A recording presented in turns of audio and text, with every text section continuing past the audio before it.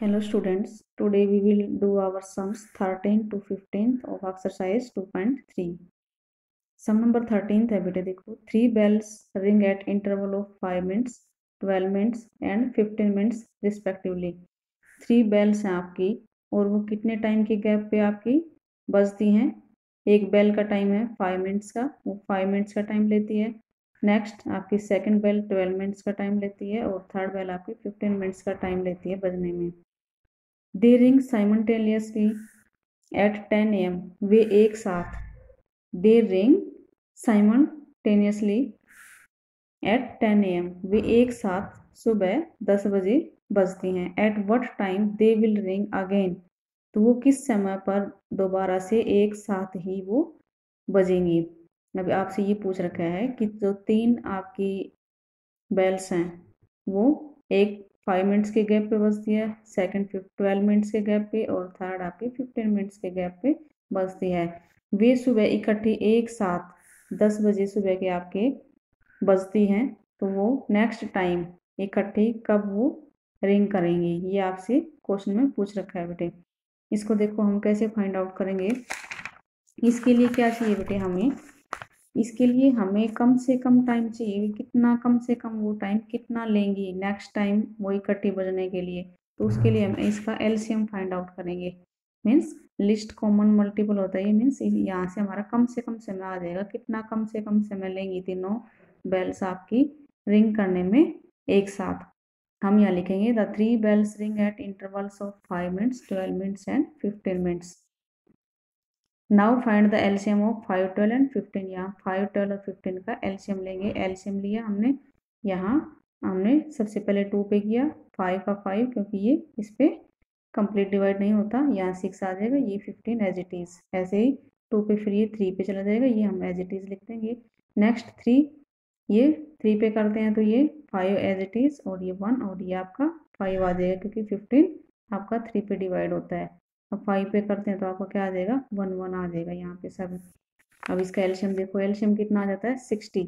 अब 60 क्या है, ये मिनट्स थी बेटे, आपने देखो ये 5, 12 और ये मिनट थी, तो अब टाइम कितना आ जाता है हमारे पास, टाइम आ जाता है 60 मिनट। इसका मतलब क्या है, ये जो बेल है तब नेक्स्ट टाइम जब भी ये इकट्ठी बजेंगी तब कितना टाइम आगे और लेंगी, 60 मिनट। 60 मिनट को हम ऐसे लिख सकते हैं, 1 आवर के इक्वल लिख सकते हो। हम इसको ऐसे भी दिखा सकते हैं क्योंकि मिनट के अगर हम आवर में कन्वर्ट करते हैं मिनट्स को, तो हम 60 से डिवाइड करते हैं, तो 60 मिनट डिवाइड बाई 60 1 आवर आ जाएगा। हम इसको ऐसे डायरेक्ट भी लिख सकते हैं, 60 मिनट इक्वल 1 आवर। इसका मतलब क्या है, ये तीनों क्या कितना टाइम और लेंगी, 1 आवर का टाइम लेंगी। तो देखो यहाँ लिख दिया हमने, the bells ring simultaneously equal 10 AM, सुबह 10 बजे बजती हैं, बजी थी पहले ये। Next time they will ring again simultaneously after 1 hour, तो ये नेक्स्ट टाइम 1 आवर के बाद ये फिर इकट्ठी बजेंगी, तो ये टाइम हो जाएगा 10 के बाद आपका 1 आवर कब होगा, 11 AM पे। तो ये 11 AM पे फिर ये तीनों बेल्स इकट्ठी बजेंगी। नेक्स्ट सम है आपका देखो 14th, 294 notebooks, 252 pens and 210 pencils are distributed equally among some students with none left over। ये कहता है देखो, नोट्स बुक्स 294 तो notebooks, 252 pens and 210 pencil distribute करनी हमने इक्वली सम स्टूडेंट्स। अब स्टूडेंट्स का नहीं दिया गया भी कितने स्टूडेंट्स में हमने डिस्ट्रीब्यूट करनी है, हमें ये दिया गया कि इक्वली डिस्ट्रीब्यूट करनी हमने स्टूडेंट्स में भी, कोई छूटे नहीं। किसी भी स्टूडेंट्स को ये नहीं होगी उसको पेंसिल नहीं मिली, उसको पेन नहीं मिले, नोटबुक नहीं मिले, तो ऐसे हमें इक्वली डिस्ट्रीब्यूट करना है सभी स्टेशनरी को। तो what is the biggest possible number of students, तो ज़्यादा से ज़्यादा जो नंबर है स्टूडेंट्स का वो क्या हो सकता है, बिगेस्ट पॉसिबल नंबर क्या हो सकता है, कितने ज़्यादा से ज़्यादा कितने स्टूडेंट्स को ये स्टेशनरी मिल सकती है, ये फाइंड आउट करना है। तो इसमें देखो हम यहाँ से पता लगा सकते हैं कि बिगेस्ट पूछा गया हमारे से, तो बिगेस्ट का मतलब हम HCF फाइंड आउट करेंगे इनका। 14 है आपका देखो, हमने यहाँ लिख दिया डिस्ट्रीब्यूटेड स्टेशनरी, ये लिख दिया नोटबुक्स, पेन्स एंड पेंसिल्स, ये हमने डिस्ट्रीब्यूट करनी है। Now find the HCF of, हम इन सभी का HCF फाइंड आउट करेंगे। HCF करते तो देखो बेटे, जो बिगेस्ट है 294 उसको हमने अंदर लिख लिया और 210 से हमने इसको डिवाइड किया स्मॉलेस्ट नंबर से। अब 210 वन जा आपका 210 हो जाएगा, 84 आपका रिमाइंडर।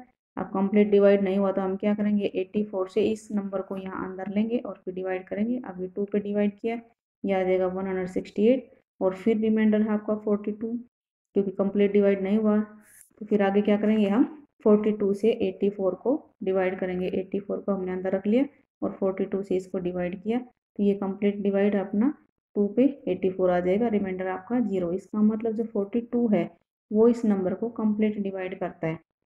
अब इस 42 से हम जो थर्ड नंबर है अपना उसको भी चेक करेंगे। 252 रहता था, ये 2 नंबर तो हम ले चुके पहले यहाँ पे, अब 252 आपका रहता है, तो इसको हम और चेक करेंगे 42 से, क्या ये भी कंप्लीट डिवाइड है या नहीं है। अब 42 6 जा आपके 252, ये कंप्लीट डिवाइड है 6 पे, रिमाइंडर आपका 0 है। ये क्या हो जाएगा बेटे, आपका जो 42 है इसका मतलब ये सभी नंबर्स को कंप्लीट डिवाइड करता है। तो ये क्या आ जाएगा आपका, the biggest possible number of students आ जाएगा, ये equal 42। Biggest possible number of students का मतलब क्या है, मीन्स ज़्यादा से ज़्यादा जो स्टूडेंट हैं जिनको हम दे सकते हैं वो नंबर क्या है आपका 42। 42 स्टूडेंट्स को हम नोटबुक्स भी दे सकते हैं, पेन्स भी दे सकते हैं और पेंसिल भी इक्वली डिस्ट्रीब्यूट कर सकते हैं, क्योंकि 42 से ये सभी नंबर्स क्या हैं, डिविजिबल हैं, तो इसका मतलब हम इक्वल डिस्ट्रीब्यूट कर सकते हैं। नेक्स्ट सम देखो अपना 15th है, a group of children in an orphanage are given. A group of children in an orphanage, orphanage का मतलब होता है बेटे अनाथालय। एक अनाथालय में बच्चों को दिए गए हैं 72 bed sheet, 142 dresses and 216 handkerchief. ये एक अनाथालय में एक ग्रुप के बच्चों को डिस्ट्रीब्यूट किए गए हैं। 72 तो आपकी बेड शीट दी गई है, 144 आपकी ड्रेसेस दी गई हैं उनको एंड और 216 हैंडकरचीफ उनको डिस्ट्रीब्यूट किए गए हैं। What is the largest possible number of children in the orphanage. तो आपको ये फाइंड आउट करना है कि जो लार्जेस्ट पॉसिबल नंबर है ऑर्फनेज में बच्चों का जिनको डिस्ट्रीब्यूट किए गए हैं वो कितना है। तो अभी देखो हमने यहाँ निकाला था बिगेस्ट पॉसिबल नंबर, इसके लिए हमने HCF फाइंड आउट किया था, तो इसमें भी हमने largest possible number find out करना है, तो इसमें भी हम क्या करेंगे, HCF फाइंड आउट करेंगे इसका। देखो इसमें यहाँ पे लिख दिया हमने, an orphanage are given 72 bed sheet, 144 dresses and 216 handkerchief. Now find the HCF of 72, 144 and 216। इनका हम HCF फाइंड आउट करेंगे क्योंकि हमें बिगेस्ट नंबर फाइंड आउट करना है। HCF देखो हमने सबसे पहले बिगेस्ट नंबर और ये स्मॉलेस्ट नंबर दोनों लिए, बिगेस्ट नंबर को स्मॉलेस्ट से डिवाइड किया तो आपका आ जाता है 3 पे ये कंप्लीट डिवाइड हो जाता है। अब 72 से इस नंबर को भी चेक करते हैं क्या ये नंबर भी हमारा डिविजिबल है, तो ये नंबर भी हमारा 2 पे कंप्लीट डिवाइड हो जाता है, तो इसका मतलब क्या है, इसका HCF 72 है। HCF कितना आया 72। लास्ट में हम लिखेंगे the largest possible number of children are 72। जो आपका लार्जेस्ट पॉसिबल नंबर हो सकता है बच्चों का जिनको कि हमने बेड शीट, ड्रेसेस और हैंडकरचीफ देने हैं, वो कितना है 72। इसका मतलब 72 जो चिल्ड्रन है उनको हम ये इक्वली डिस्ट्रीब्यूट कर सकते हैं। ओके बेटा, थैंक यू।